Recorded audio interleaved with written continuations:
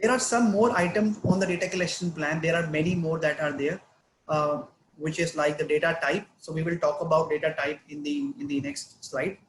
Continuous data or discrete data. What is a formula to be used? Like how are we calculating? What is a mathematical or arithmetic formula of calculating turnaround time or the project metric that you're talking about? What is a unit of measurement? Is it in days? Is it in hours? Is it in minutes? The unit of measurement. Any equipment that you've used for collection, data collection, whether you've used the historical data or you're collecting a new data, a date for which date needs to be collected, the person who will be doing the data collection, and any training required for data collection. So these are a lot of lists that you can see, but this is a data collection template with an example that you can see it on the screen. This is a bare minimum item which should be there on the data collection plan. Which is the first question of measure phase, what to measure. Okay. So if you see here, operational definition of cycle time, it's clearly mentioned from date of receipt of request at office or maybe online platforms to date of closure of request in the application. So it is clearly mentioned the operational definition of the cycle time. Now, while reading this, now everybody can be on the same page that how do we consider or when do we consider cycle time as a metric. Data type, we will discuss it further.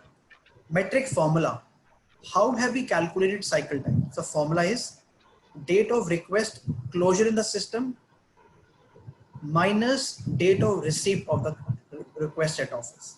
Okay, so that's how we'll be able to calculate. If somebody wants to calculate it, how he will be able to calculate. Defect definition.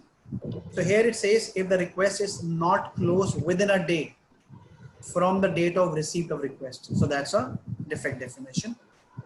Data source, that how frequently this data is being populated or the data is being presented. That's a monthly dashboard.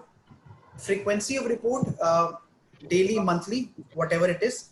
And the person, if in case of any data that we require, who is that person would be able to help us in data collection. So this is the bare minimum thing that we all need to mention it in the data collection plan. This is a template which you can use for the respective projects that you're doing. But these are the things which we should always there in the data collection plan. So I would take a pause for 1 minute and ask if anybody has any question, any comment, anything which he or she needs to talk about. Are we good with it? Yeah. Okay. So I think it was pretty simple, but yes, the intent is to ensure that everybody should be there on the same page.